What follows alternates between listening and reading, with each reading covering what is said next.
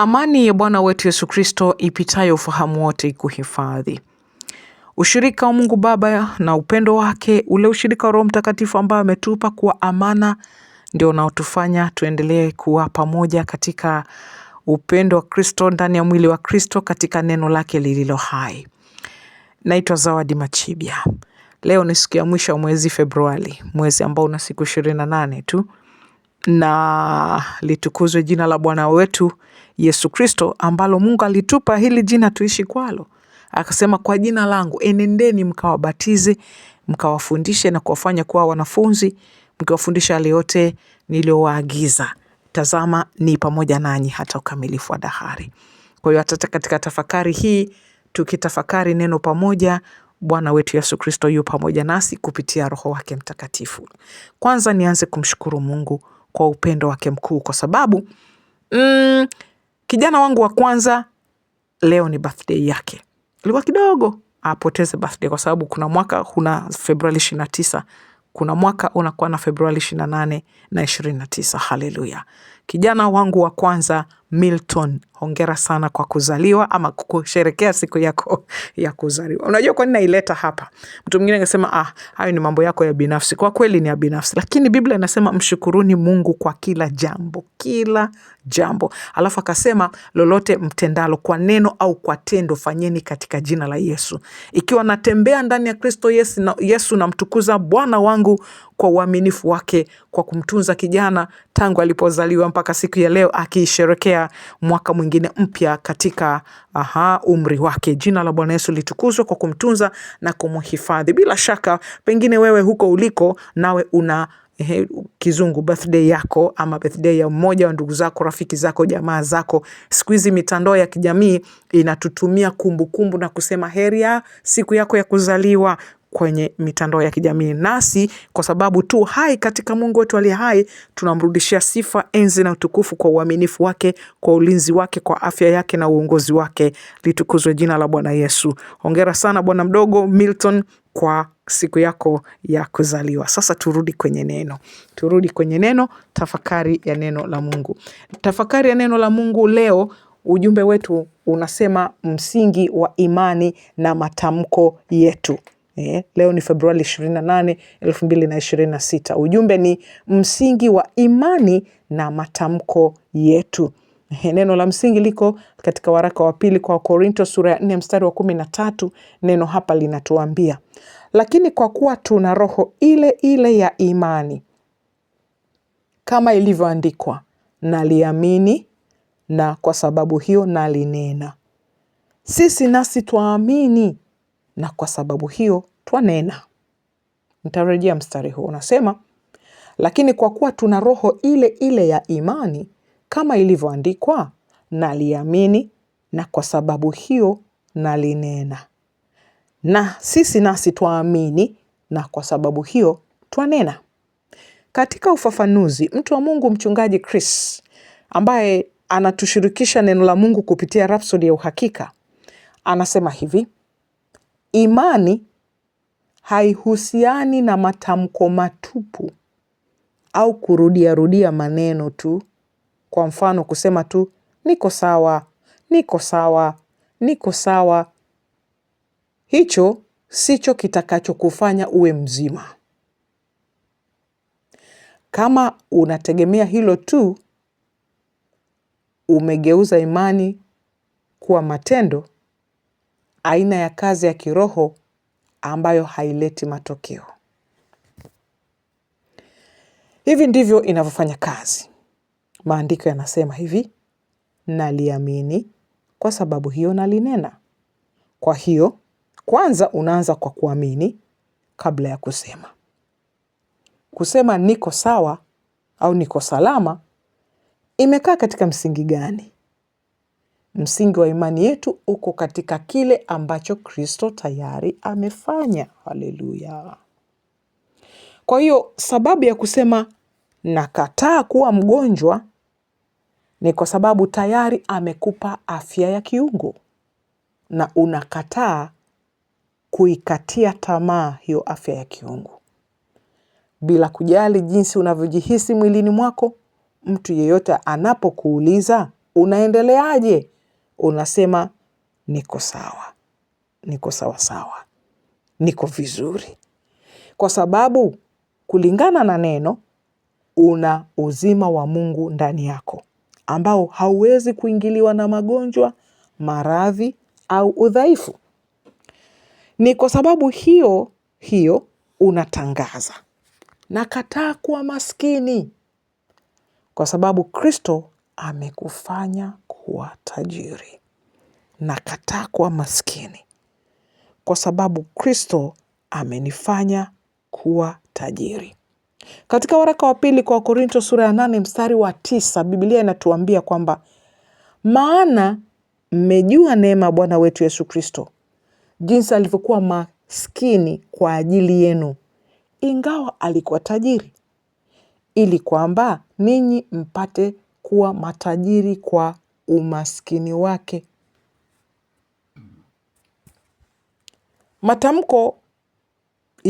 Matamshi yako si majaribio ya kufanya uhalisi wa neno la Mungu uwe halisi maishani mwako. Badala yake ni uthibitisho, haleluya. Ni uthibitisho wa kile ambacho tayari ni kweli katika Kristo. Kwa hiyo unatangaza, mimi ni tajiri katika Kristo. Imani yetu katika utambulisho wetu wa sisi ni nani katika Kristo, tulicho nacho na urithi na uwezo wetu ndani yake, ndio msingi wa matamko yetu au maungamo yetu. Imani yetu imejikita katika kazi zilizokwisha kamilika za Kristo. Kwa hiyo matamko yetu huzileta hizo kazi katika udhihirisho. Zaidi ya hayo, pia tuna uwezo wa uumbaji wa kuzalisha mambo ambayo hayajawahi kuwapo hapo awali. Huo ndio utendaji wa tofauti. Hutokea kwa neno la Mungu lililonenwa kinywani mwako, Kigiriki rema. Neno la wakati huo linalotoka kinywani mwako, rema. Unaponena kwa uwezo wa Roho Mtakatifu, unaunda uhalisi mpya, iwe wa kiroho au wa kimwili. Lakini unapoithibitisha afya yako, ustawi au ushindi, hauviumbi, bali unakubali, unakiri, unatambua na kuamsha kile ambacho Kristo tayari alikwisha kufanya kuwa chako. Utukufu kwa Mungu. Haleluya, haleluya, haleluya. Maombi. Mpendwa Baba, asante kwa kunipa uelewa wa misingi ya kweli ya imani. Maneno yangu yamejaa nguvu kwa sababu yamesimama katika kazi yako Kristo, ile ulioikamilisha wewe.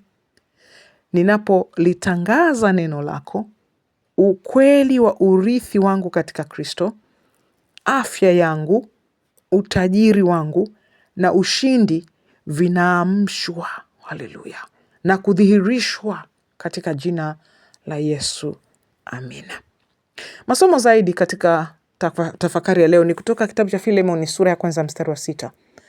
Biblia hapa inatuambia kwamba ili kwamba ushirika wa imani yako ufanye kazi yake katika ujuzi wa kila kitu chema kilicho kwetu katika Kristo. Haleluya. Warumi 10 mstari wa 10 inatuambia, kwa maana kwa moyo mtu huamini hata kupata haki, na kwa kinywa hukiri hata kupata wokovu. Waebrania 11 mstari wa 1 Biblia inatuambia, basi imani ni kuwa na hakika ya mambo yatarajiwayo, ni bayana ya mambo yasiyoonekana. Haleluya, haleluya. Litukuzwe jina la Bwana Yesu. Hii ndio tafakari yetu kama ilivyowasilishwa kwetu na mchungaji Chris. Tafakari iliyoko katika Rhapsody ya Uhakika.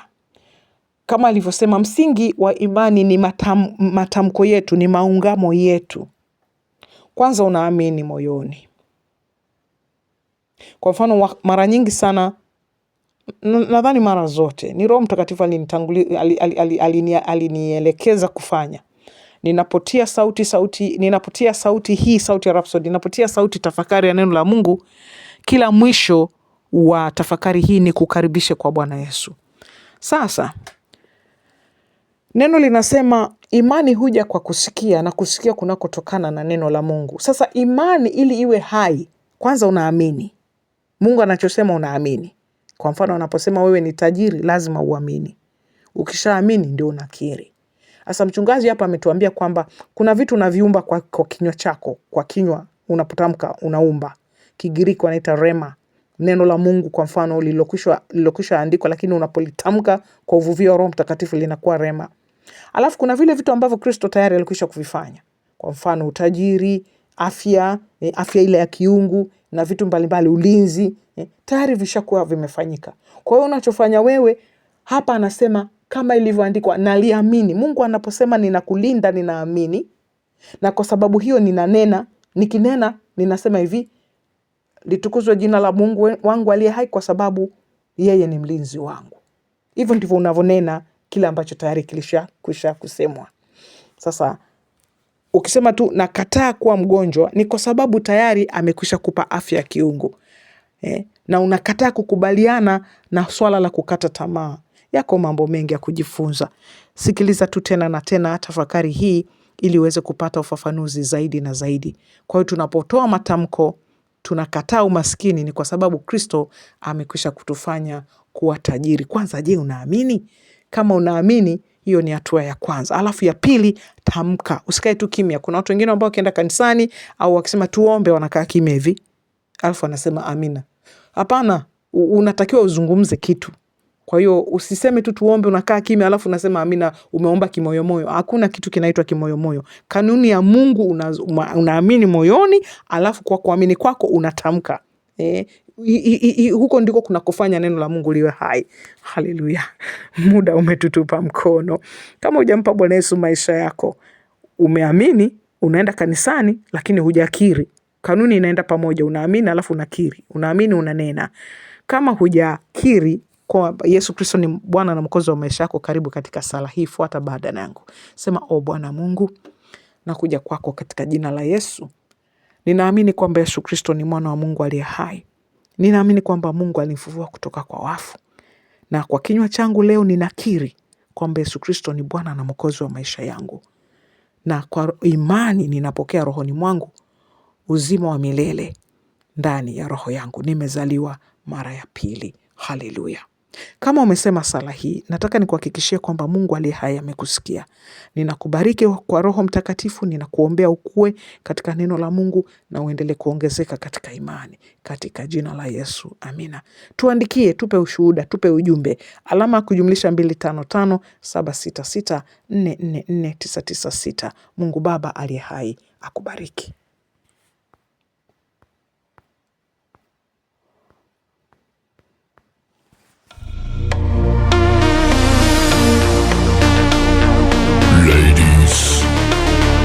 Gentlemen, welcome to the channel.